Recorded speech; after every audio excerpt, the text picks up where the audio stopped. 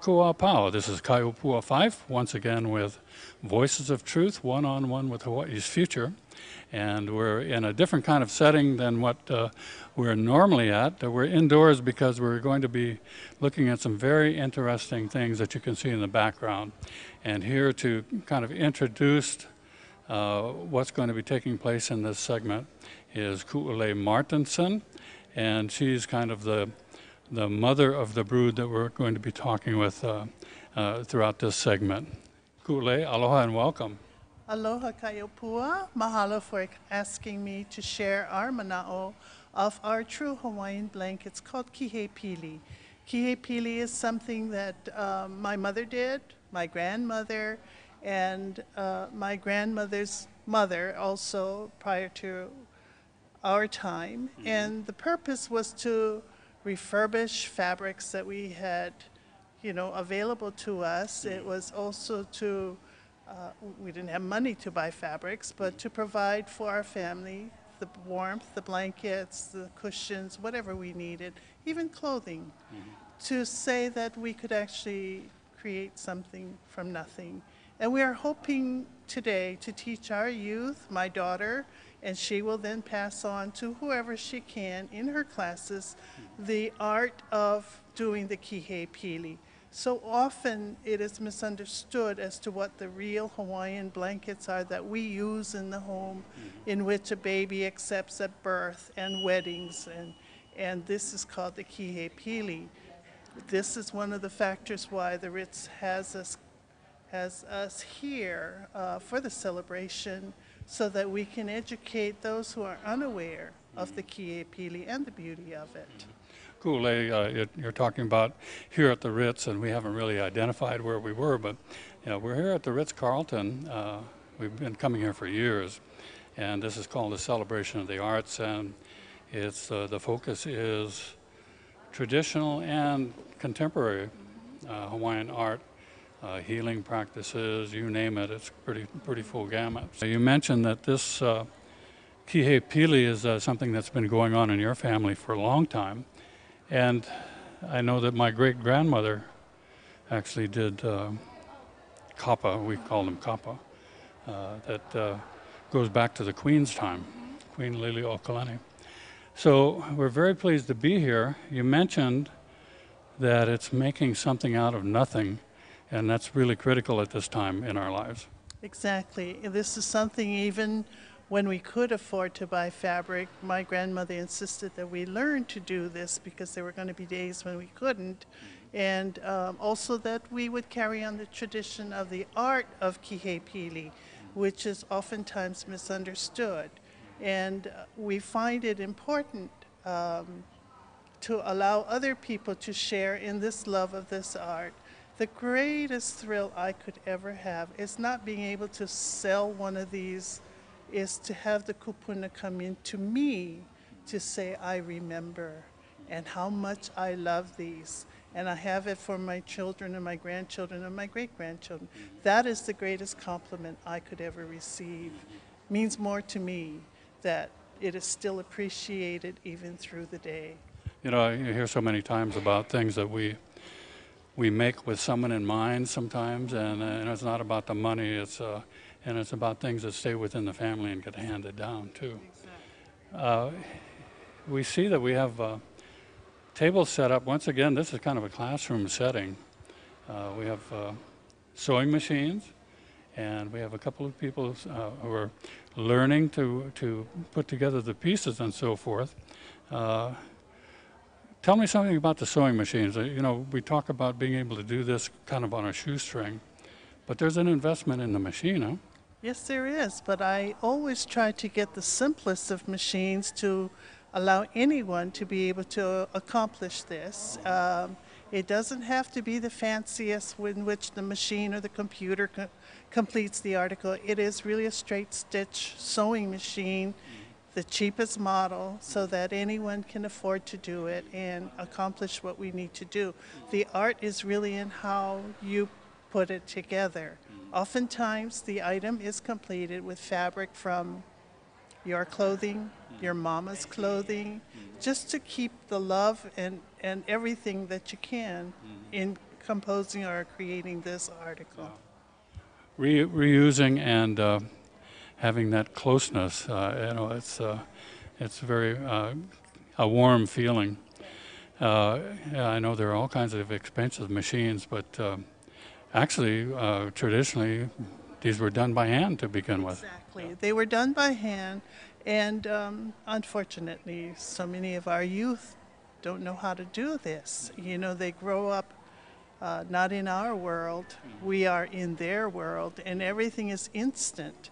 So they really don't have the time or the patience to do it by hand like we used to before.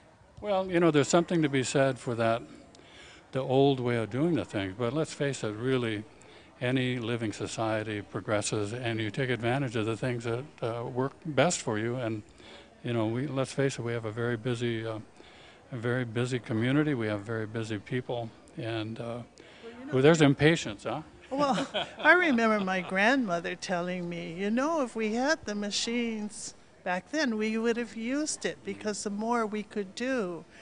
We didn't have that ability before. And she said, boy, you're so lucky that you have this.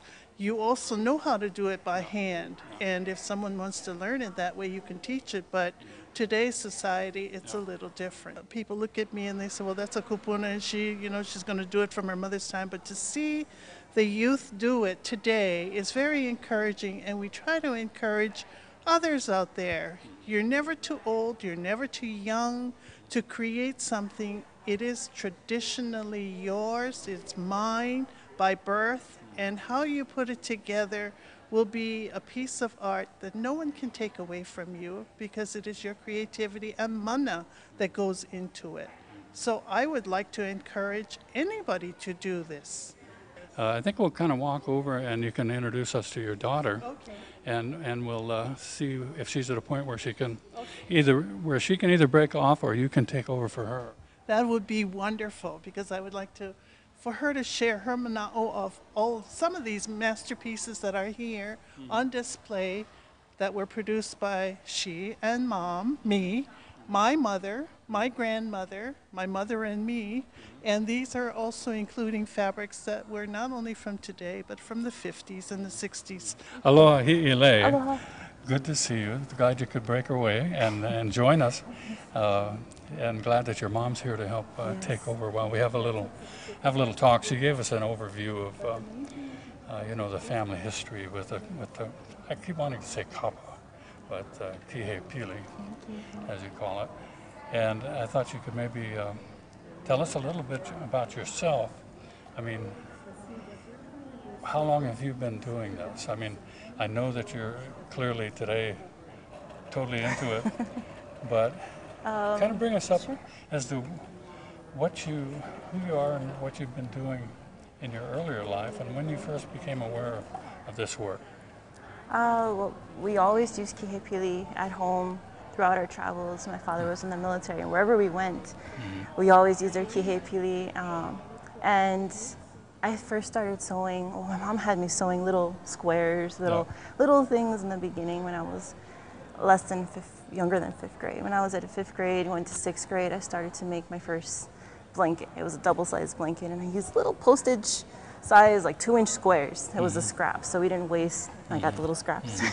So you made miniatures. I like working with little things because of that. That was my forte or something. You know, my experience and my journey with the Kīpīli has been to see what we can do with the fabrics and to keep the tradition and to keep the fabrics that my grandmother would use, and we have it all saved for that special, it might be decades old, but that special blanket that we're going to be able to, have inspiration. And, my mother taught me when I was maybe 12 or younger than that, just the skills and the importance of having the skills so that when I was a parent one day, if I ever needed to, purchase food, I would have that opportunity to make something, to sell something if I needed to. And to have those skills starting so young. Of course I made mistakes, and I'm so impressed by this young lady because she's so young and she's doing so well, and you're able to, my student, yes. Yeah. I think she maybe is 12 or 10, but she's doing so well so young, and the skills that a young adult can carry and just nurture and become better and better, you know, they'll be able to take it in all different aspects. You know, when, you know, if I would have gone into like fashion or design or something else, but I didn't. I took my college journey to another aspect. But I still come home and I still help and I still sew and we're still, you know, we're making reusable bags or reversible bags now. With actually, I see the display over there. Let's kind of walk over in that direction and we can take a look at that. It's kind of interesting. You mentioned that when you were growing up, you traveled a lot because your dad was in the military. And I expect that, you know, I know my dad was in the military too, and we traveled a lot. And so anything from home, from Hawaii, just made you feel, no matter where you were, made you feel more comfortable where you were. And, you know, to do some of the traditional things that the family did were good things to remind you of who you are and where you come from, let alone being good exercises and learning processes with things you can use. So you have pillows here? We have our pillows. I made the smaller ones, the smaller pieces. And then my mom made a special kapakahi style bag. And so you call this kapakahi, is that the one that's kind of on an angle? If I can show you, it's not really on an angle. It's using all the different small pieces of fabric because they're different shapes. It was to not waste it. So if you had like little scraps here and there, oh my goodness, you would use it, and it looks like a kapakahi. It's like it means it's all confused.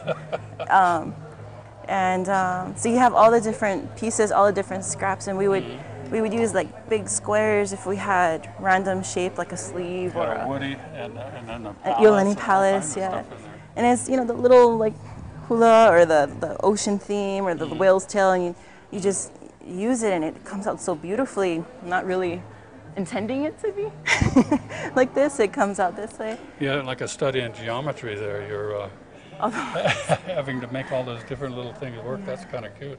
Yeah. Well, this is a solid piece. A solid piece, yeah. So you had a big piece of material left over there. Some good-looking guys with the surfboards. Cool. Yeah. So I don't know if you've seen the flowers. I make little flowers out of the tiniest scraps that we have. They're fabric flowers, and it's just to see, you know, what else we can do so we don't waste. And I don't know, the concept that, you know, when fabric was so difficult to get, it was so expensive to acquire, that you try and salvage and save as much as possible. We see a whole display of all these different ones, and I'm sure some are more significant than others. Kīpīli. Which ones jump out as being particularly meaningful for you? For me, are the ones that my grandmother made, and the ones that maybe my great-grandmother and my grandmother had were working together towards, are the ones, maybe this one, my mom and I made this one, so some lucky grandchild will get this blanket one day. This one here?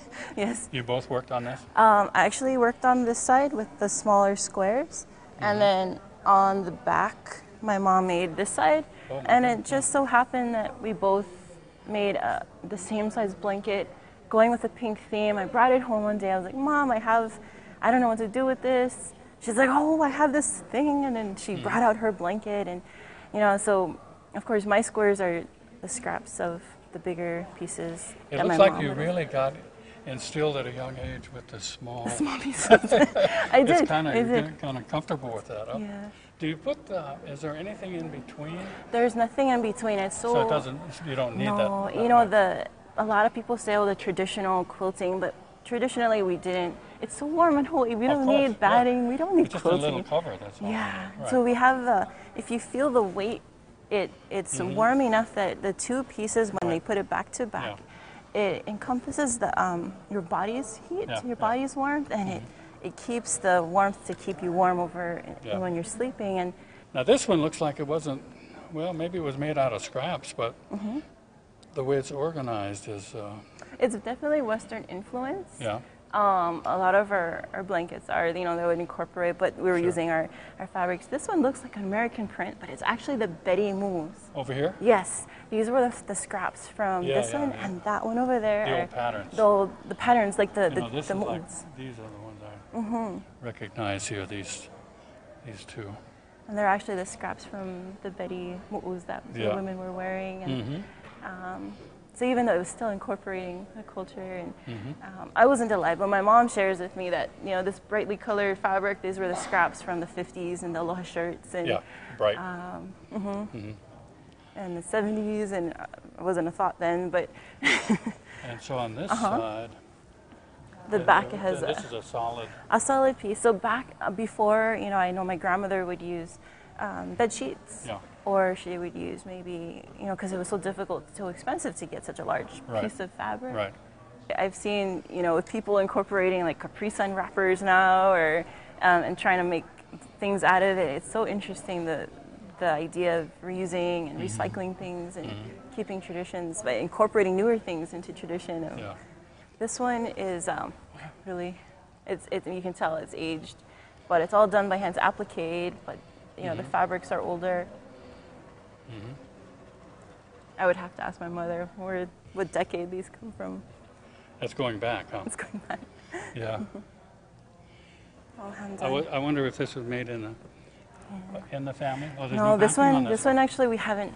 My grandmother did this, and my mom's like, "Oh, we have to finish this blanket.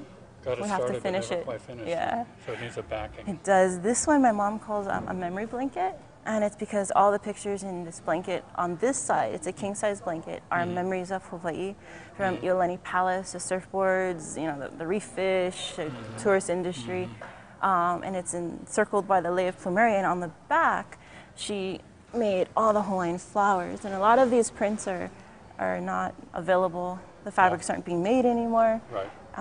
She saved her precious flowers, and she said, "Oh, you know, it's so beautiful because Hawaii is known for our flowers." I can tell you some of them. Oh yeah, of course, there's going to be the beautiful flowers, and we have like hibiscus prints and things. You can still find that in the fabric stores if you were to go, but some of these you can tell they're from the 90s, or you can tell that, oh, we have this one blanket, it's from the 90s. There was the mo'o shorts. You know, there was this bright colored shorts everyone had, and there was mo'os on it. Shorts, yeah. Yeah, we have a blanket made from all our old shorts. Oh, that's kind of interesting. There's a parrot or something Oh, it's a parrot. exotic bird, but it's not really a native bird to Hawaii. But It's not. But people think about it as being kind of and another pulelehua, a butterfly kind of thing here. Well, this is a lot going on here on this one. this is the same thing. There's some of them that are maybe a ½ inch wide. Some of them are about 2 inches or 1.5 inches, and it was to use all in the shape of rectangles.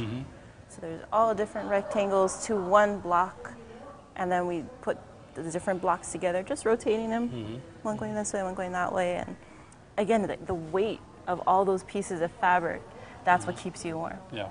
Yeah. So it was to make use of all the scraps, Yeah. because it was so difficult to go to work to purchase the fabric, to make something to salvage and make use of everything. It's kind of interesting. This is so cute. Bonnets and a My little. grandmother made this. Yep. Really? Yeah. You So can how tell the old is fabrics. this, would you say? Oh gosh, maybe 50 or 60 years old. Maybe 60? Yeah. So the ones that you make now, are they as gifts or for keepers or? Oh, these are all our families. These are not Yeah, for sale. they're not Well, going anywhere. Yeah, we do have some that are for sale, and we have adult-sized throws, or we have baby blankets, and we have table runners. I mean, those are the things that we have out on the tables for sale. Over here? Yes. Okay. So So this would be like for sale? these would be for sale. We have some that to incorporate our history theme, and we have we would share with our customers or visitors that you could take this for a baby girl, and they would be able to learn, the different names, the different colors, Yeah, like a baby blanket. like a baby blanket. And when they get older, they could put it as a wall hanging. Pretty cool. We always keep a backing that kind of Right. calms things down, and it's a little bit more neutral. And this, for baby, so. Yeah. All you have to do is flip it over and you have another scene or another theme. So we have some that, you know, like Nemo. We have some that are a little bit more modern. Yeah, sure. You know, the little ones, they recognize the Gotta images. get with the times. Yeah. And then we have a few table runners that were made. So they're, again, all pieced, including the border of the Hawaiian flowers. And then border is patched. It's all pieced together. And then we make it reversible. So on the back, if you had this, you know, we could always change it over and change the theme. It seems real familiar, this material. So here. Yeah. You see that everything from mumu'us to furniture coverings. Yes, right? yes.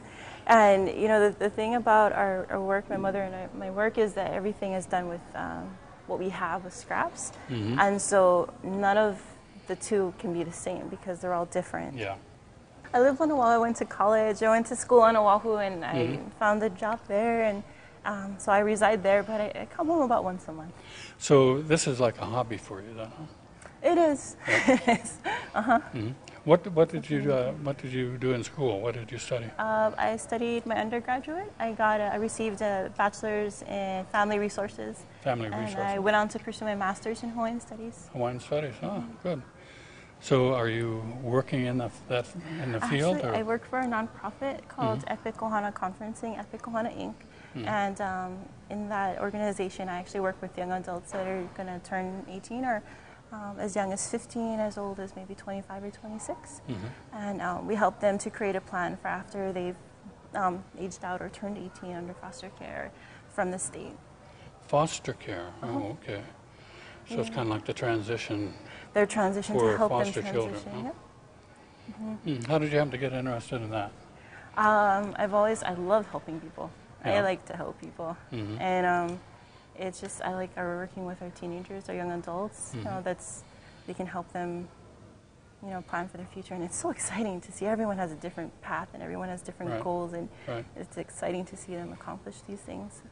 Well, you seem very positive and upbeat. I mean, I'm sure you've probably run into some sad situations that I guess that's part of the work, is to get them past that, huh?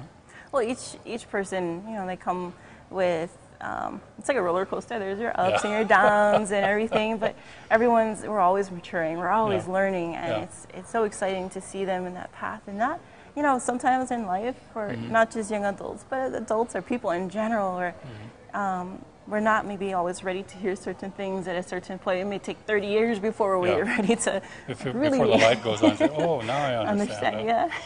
Well, that's cool. How do you think your upbringing and your family relationships, or even your travel, how do you think that shaped who you are and the direction that you took? I mean, you know, some people start college not knowing, having any idea what they want to do, and they're just trying to get through, you know, mandatory, get their required classes out of the way. Some people go in knowing exactly what they want to do. Oh, yeah. I started actually in biotechnology. Biotechnology. Yeah, and I love science, but then I missed people.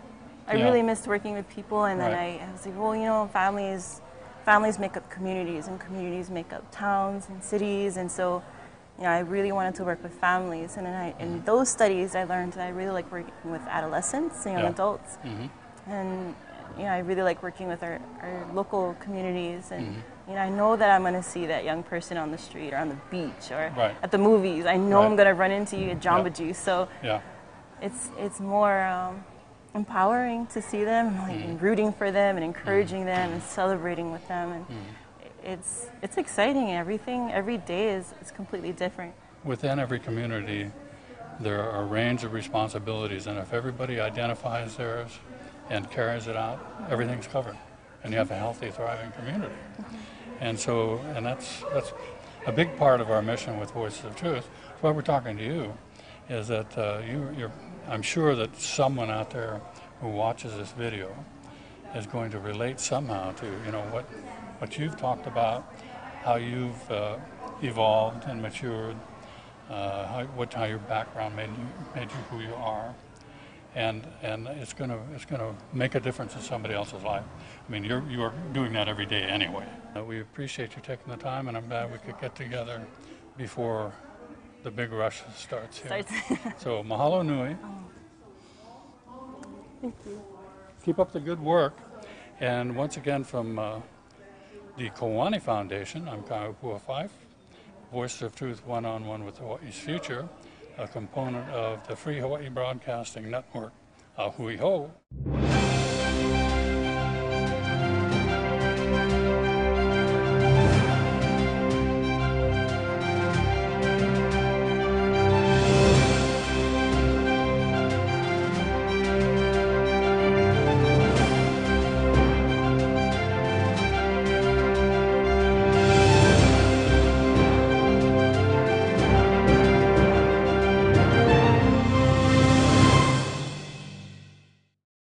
Mahalo for watching Voices of Truth One-on-One with Hawaii's Future.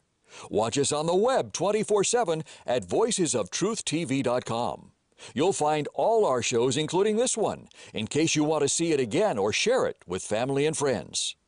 Also view our weekly video commentaries at freehawaiitv.com. And check out our blog, published daily, at freehawaii.info. It's all part of the Free Hawaii Broadcasting Network.